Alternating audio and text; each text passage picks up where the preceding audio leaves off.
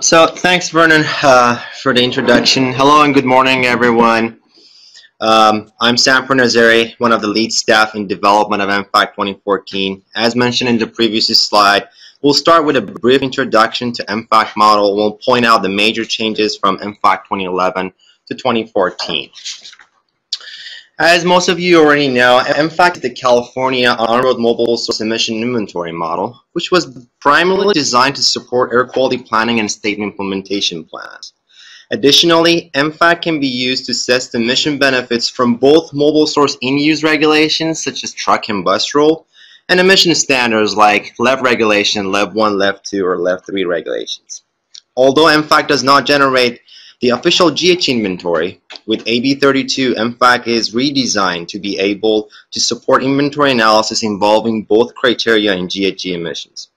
In default EMFAC 2014, VMT is estimated so that both estimated diesel and gasoline fuel use are consistent with taxable fuel cells data reported by Board of Equalization. This is similar to the approach taken by the official GHG inventory.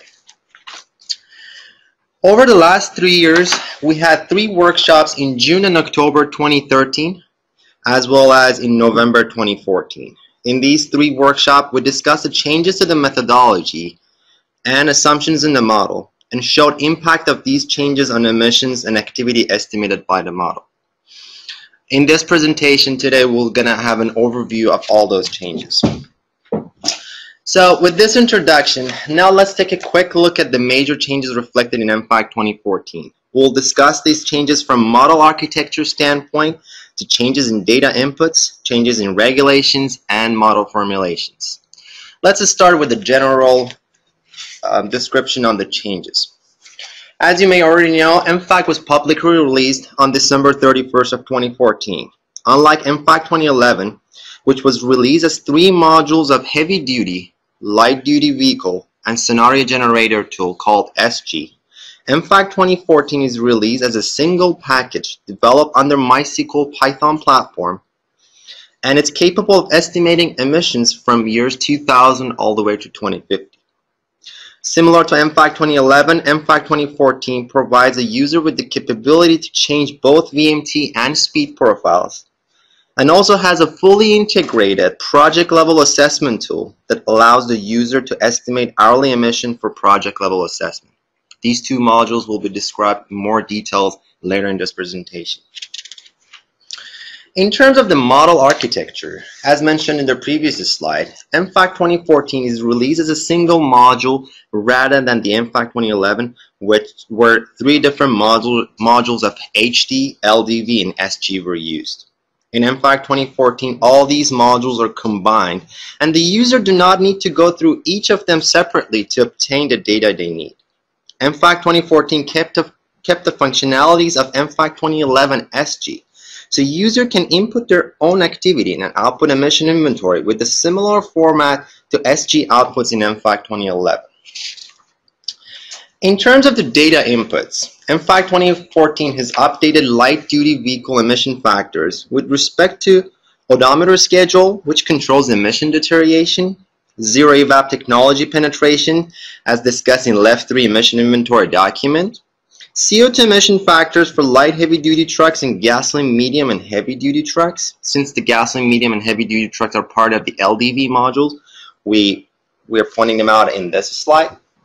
And the speciation of hydrocarbons to calculate emissions of TOG, ROG, and methane. The new speciation data are based on new vehicle emission test data from ARB's Hagen-Schmidt laboratory. In addition to light-duty vehicles, diesel emission factors in EMFAC 2014 have been updated based on heavy-duty truck dyno testing conducted by ARB and AQMD, the South Coast AQMD, for 2007 and 2010 emission standard trucks. As compared to EMFAC 2011, these test data suggest higher NOx and lower PM emission rates for 2007 standard trucks, and not very significant or not very different NOx, but much lower PM emissions for 2010 standard trucks. EMFAC 2014 also accounts for the excess NOx emissions associated with the cold operation of trucks equipped with selective catalytic reduction technology known as SCR. In addition to these, EMFAC 2014 also corrected diesel emission rates for the engine chassis model year mismatch. Through our analysis of drayage truck registry data, we observed that there is a mismatch between truck engine model year and chassis model year. Since our emission test data are based on engine model year, while our truck activity data are based on chassis model year, in order to apply these emission rates to vehicle activity data for emission inventory calculation, they had to be adjusted for the mismatch between the chassis model year and the engine model year. This model year mismatch was adjusted in EMFAC 2014 using data from drayage truck registry database. More information and updates to diesel emission rates can be found in section 3.2 of EMFAC 2014 technical document. For the first time, EMFAC 2014 incorporated emissions from natural gas urban transit buses as well as refuse trucks. Emission rates for the natural gas trucks are based on the emission test data from South Coast Air Quality Management District. It needs to be noted that the emission testing was conducted using vocation-specific driving cycles such as Central Business District Cycle or CBD for urban transit buses and Refuse Truck Cycle or RTC for refuse trucks. These test data showed that lower PM emissions as compared to diesel and lower NOx on natural gas trucks equipped with three-way catalysts. In terms of the population, we used the bus registry data and DMV registration data to estimate the population of natural gas urban transit buses and refuse trucks and forecast that in the future. In terms of the vehicle activity data, EMFAC 2014 is using 13 years of DMV registration data to estimate the population of cars and trucks driving in California. In EMFAC 2014, we analyzed the DMV database at the regional level and came up with region-specific retention rates. Retention rate is a combination of attrition rate and migration rate. Attrition rates corresponds to vehicle getting out of the fleet, while migration rate corresponds to movement of vehicle between different regions. Additionally, EMFAC 2014 utilizes new mileage accrual rates and odometer schedule based on the recent smog check reported data.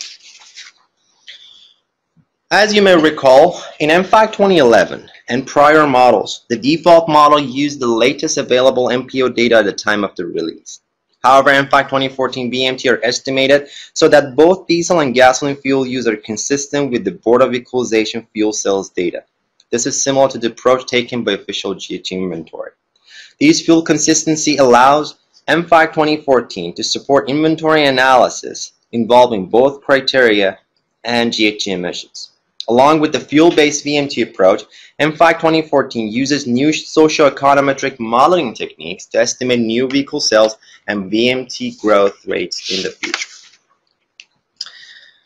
As discussed in the previous slide, EMFAC 2014's activity forecast utilizes socio-econometric modeling techniques that tie California's transportation activity to economic and demographic indicators such as gas price, unemployment rate, disposable income, non-farm jobs, and county-level human population growth rates.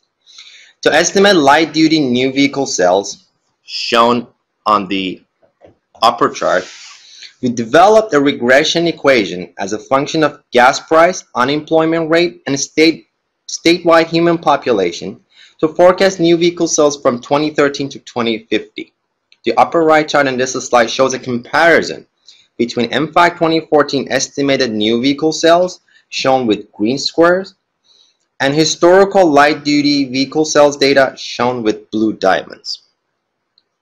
In terms of the light-duty VMT growth, shown on the bottom chart, a regression model was developed based on the past 18 years of historical data to estimate the future fuel sales growth as a function of gas price, disposable income, and non-farm jobs, assuming no benefits in fuel economy from ARB and EPA regulations. EMFAC 2014 applies these fuel sales growth rates to the base year VMT estimate to forecast the future VMT. After 2017, with the assumption that California is recovered from the economic recession and VMT per capita stays relatively constant, EMFAC 2014 uses human population growth rates to forecast the VMT up to 2050. The red or orange circles over here are showing the historical data. The blue diamonds are showing the regression model to estimate the fuel cells growth rates, and the green squares are showing the human population growth rates after 2017. For heavy-duty trucks, EMFAC 2014 uses similar new sales growth trend as projected in Annual Energy Outlook by U.S. Energy Information Administration. EMFAC 2014 distributes the growth trend to different vehicle categories using their projected VMT growth. In terms of the heavy-duty VMT growth, similar to light-duty, EMFAC 2014 uses the forecasted diesel fuel use growth from 2030 to 2050. However, for port trucks, EMFAC 2014 uses the ocean-going vessel activity growth rates from Freight Analysis Framework, FAF, and it uses off-road activity growth rate for construction trucks. In order to reflect the in-use regulation with forced turnover and retrofit requirements, such as truck and bus regulation, EMFAC 2014 uses an iterative approach to reflect the combined impact of natural and forced turnover on vehicle age distributions. More detail about this methodology can be found in EMFAC 2014 Technical Support Documentation, the Section 3.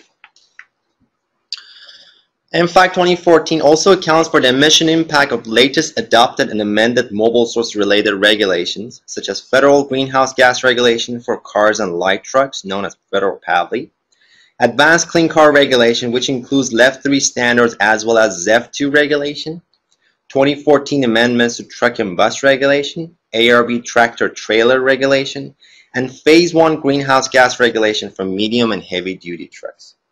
For more details on changes to data inputs, model formulation, and regulations reflected in the model, please see Section 3 of EMFAC 2014 Technical Documentation.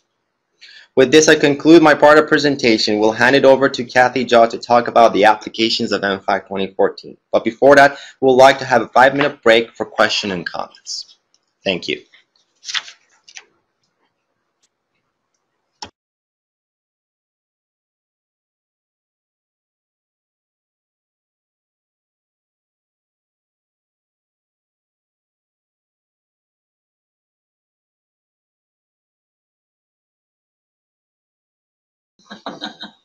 Thank you, Sam. So we received a couple questions, a couple regarding the presentation, whether it's going to be posted, and likewise, is the presentation being recorded? Answer to both is yes. We plan on posting the presentation and a recording after the webinar. May take a little time if we need to do a little edits to the sound for whatever reason, but we will be posting afterwards. We did receive a question as well.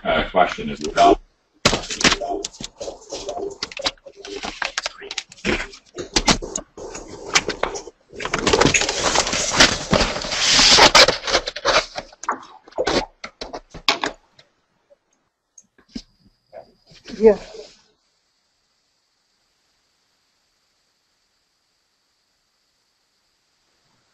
Okay, sorry about that. A little microphone problem here. We did receive a question as well regarding installation. And I think probably when we get to Andy Alexis's presentation, we can field that question. So why don't we go ahead and move forward to the next session. Here, let me take a look. We just received a few other questions. Give us a minute here to review those.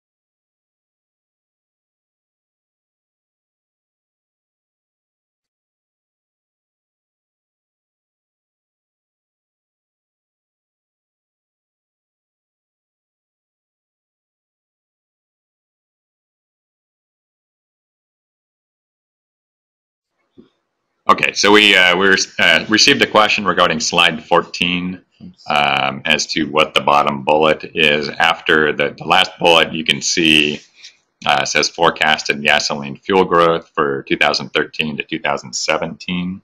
The last bullet is human population growth for 2018 through 2020. I'm sorry, 2050.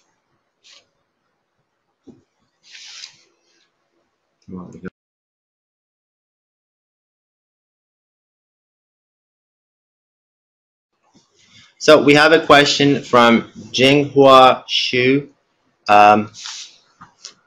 Does the VMT forecasting match with the region's model forecasting? If you want to answer, we can use that. Well, the default model in the default EMFAC2014 is using a statewide fuel-based VMT, which is an ARB estimated VMT. But we are providing a custom activity module, which users are capable of putting their own VMT, such as the regional VMT from MPOs, or even any custom activity any VMT that you have, and basically you can get the emissions with the custom activity mode. So short answer, no, the default model, EMFAC default model, does not have the MPO's VMT in it.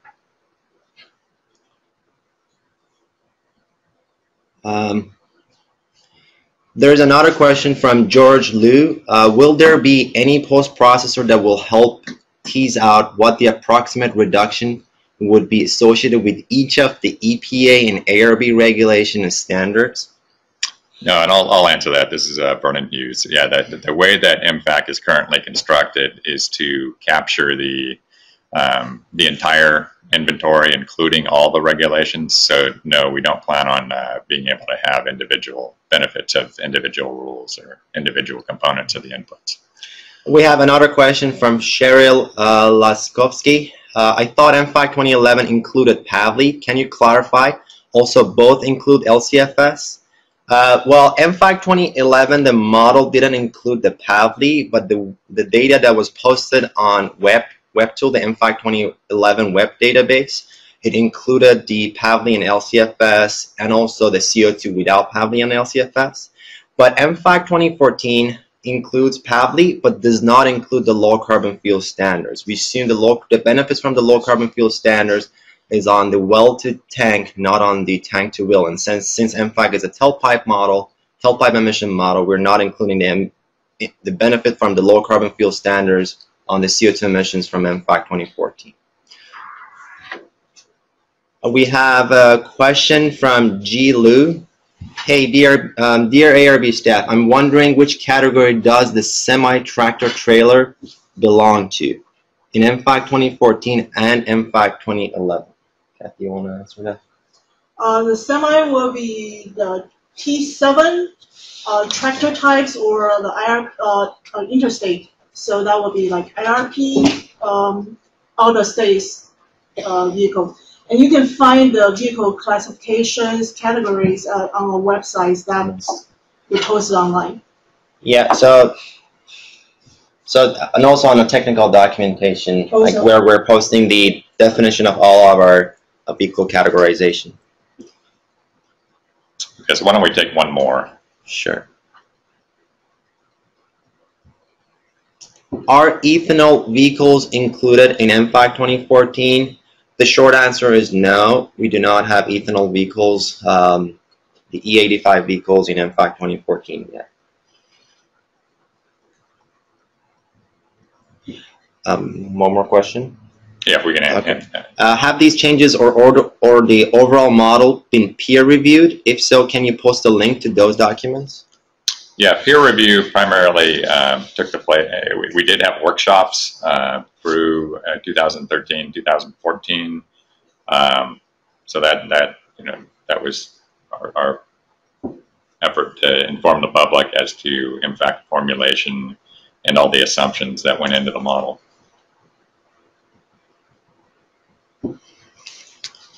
The other question from Amir Fanai. Does EMFAC calculate GHG based on engine test data, or does it estimate fuel usage and then convert to CO2 emissions?